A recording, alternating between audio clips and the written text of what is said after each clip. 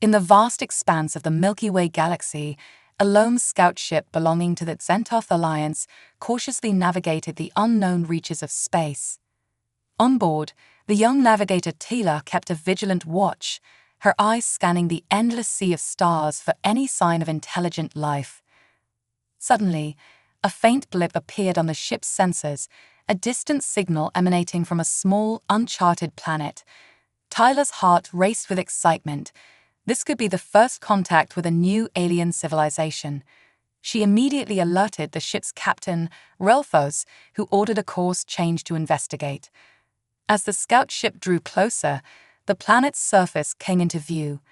A vibrant, thriving world, teeming with diverse life forms. Relfos studied the data with keen interest, noting the planet's unique atmosphere and the signs of advanced technology scattered across its landmasses. "This is remarkable," he mused, stroking his chin thoughtfully. "A Class M planet, capable of supporting humanoid life. We must make contact and establish diplomatic relations with the inhabitants." Tyler's fingers danced across the ship's controls, hailing the planet and transmitting a message of peace and cooperation. They waited with bated breath, hoping for a response that would open the door to a new chapter in the Xentoth Alliance's history. But the silence that followed was deafening, broken only by the faint hum of the ship's engines.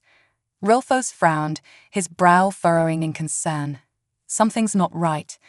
Increased sensor sweep, scan for any signs of activity or communication.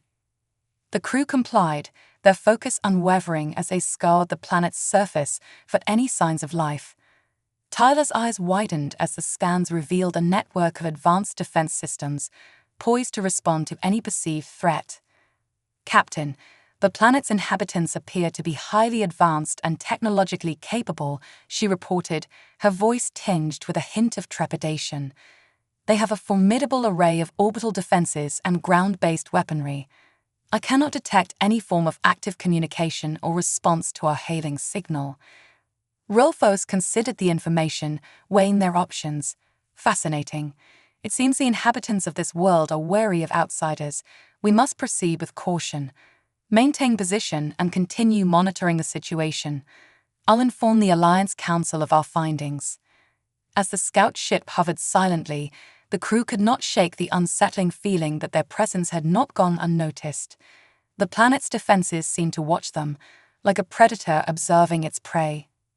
Little did they know, this was merely the calm before the storm, a prelude to a conflict that would test the mettle of both the Xentoth Alliance and the mysterious inhabitants of the blue-green world below. High in the command center of the Xentoth Alliance, the news of the scout ship's encounter with the uncharted planet quickly spread. The council members, a diverse group of seasoned diplomats and military strategists, convened to discuss the implications and formulate a plan of action. "This planet poses a unique opportunity for the Alliance," said Councillor Alara, her voice carrying a note of excitement. "If their inhabitants are indeed as advanced as the report suggests, establishing contact and forging an alliance could grant us access to revolutionary technologies and scientific knowledge." Councillor Dax, a grizzled veteran of numerous interstellar conflicts, remained skeptical. "Or it could lead to a confrontation we are ill-prepared to handle. We know nothing of their true capabilities or their intentions. Caution is warranted, lest we provoke them and incur their wrath."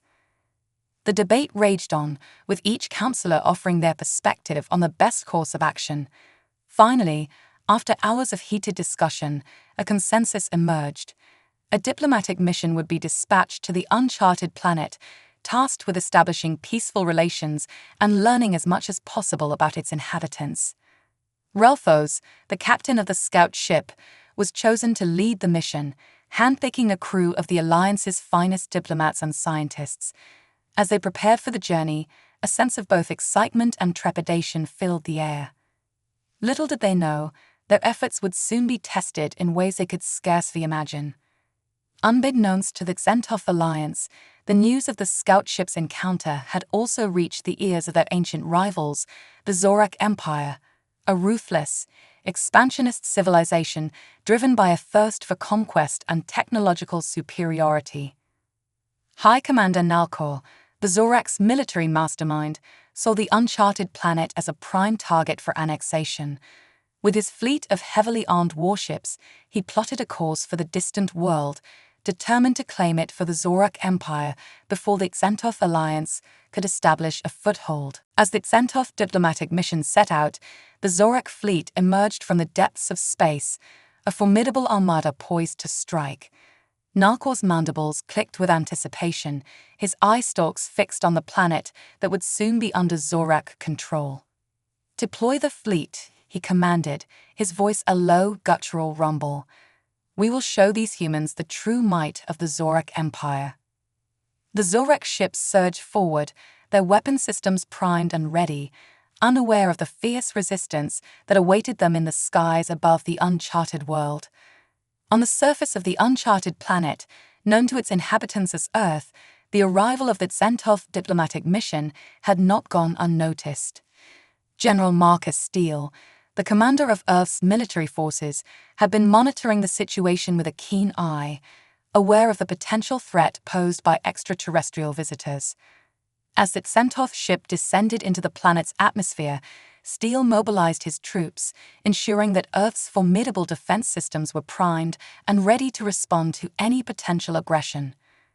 "We cannot afford to underestimate these aliens," he said, his weathered face set in a determined expression.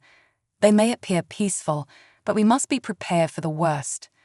Activate all orbital defenses and have our fighters on standby."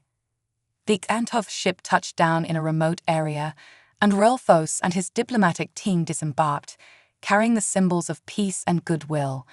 Accompanied by a small contingent of armed guards, they made their way towards the nearest human settlement, their hearts filled with a mixture of anticipation and trepidation.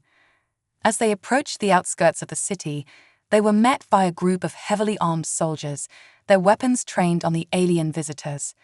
Relphos raised his hands in a gesture of surrender, speaking in a calm and measured tone. "We come in peace, representatives of the Xentoth Alliance. We seek to establish diplomatic relations and learn more about your world and its inhabitants." The human soldiers remained silent, their expressions unreadable. Moments later, a gruff voice boomed over a loudspeaker, echoing across the landscape. "This is General Marcus Steele of the Earth Defense Command. You are trespassing on sovereign human territory. Identify yourselves and state your intentions, or you will be considered hostile and met with lethal force."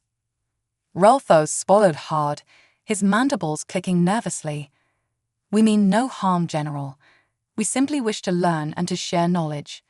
Please, let us speak with your leaders and find a way to coexist peacefully." The response was immediate and uncompromising. "There will be no negotiations. Leave our world immediately or face the consequences." Before Relphos could react, the ground began to rumble, and a deafening roar filled the air. Turning his gaze skyward, he witnessed a sight that would haunt him for the rest of his days: a massive fleet of alien warships, their weapons primed and ready to unleash destruction upon the unsuspecting planet. The Zorak had arrived, and they were not interested in peace. As the Zorak fleet descended upon the planet, General Marcus Steele and his forces sprang into action. Alarms blared throughout the command center, and Steele's eyes narrowed with determination. "All units, prepare for immediate engagement," he barked into the communications console. "Scramble the fighters and activate the orbital defense grid. We are hostile extraterrestrial forces inbound, and they're not here to negotiate." The human soldiers, hardened by years of training and combat experience, moved with a sense of urgency and precision. Fighter jets roared into the sky, their weapon systems primed and ready, while the planet's network of satellites and ground-based defenses hummed to life, their powerful energy beams and missile batteries poised to repel the invading Zorak ships. Relphos and his diplomatic team, still standing in the shadow of the human military presence, watched in a mixture of awe and horror as the battle unfolded before their eyes. The Zorak fleet, led by the formidable High Commander Nalkor, unleashed a barrage of energy blasts and missiles, their weapons carving through the atmosphere with devastating precision. But the humans were not to be underestimated. Their sophisticated defense systems intercepted the incoming fire with remarkable accuracy, the air above the planet alive with a dazzling display of light and fury. Swarms of autonomous drones, nimble and highly maneuverable, darted through the chaos, striking at the Zorak ships with a ruthless efficiency that belied their mechanical nature. Narkor's mandibles clicked in frustration as his fleet's advance was met with such fierce resistance. Impossible, he snarled, his eye stalks swiveling as he surveyed the battlefield.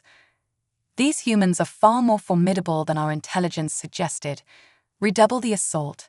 Show them the true might of the Zorak Empire. The battle raged on, with both sides refusing to yield. The Tsentov diplomatic team, now sheltered within a reinforced bunker, could only watch in awe as the humans fought with a ferocity and determination that seemed to defy the very laws of nature. General Steele, his face etched with the strain of command, coordinated his forces with a calm, unwavering hand. He knew that this was a fight for the very survival of his species, and he was determined to ensure that the Zorak would never set foot on his homeworld. As the battle reached its crescendo, the tide began to turn in favor of the humans. The Zorak ships, battered and outmaneuvered, started to falter, their once formidable assault crumbling under the relentless onslaught of Earth's defenses.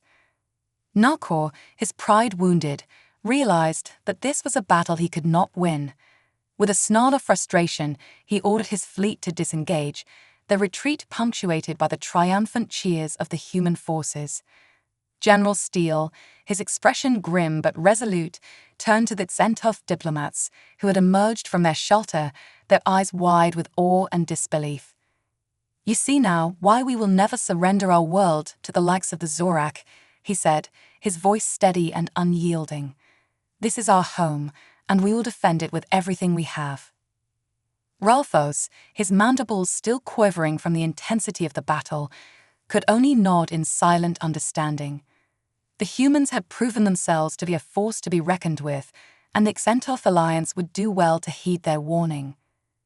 As the Zorak fleet disappeared into the void of space, Ralphos knew that this was only the beginning of a conflict that would shape the future of not just his own people, but the entire galaxy.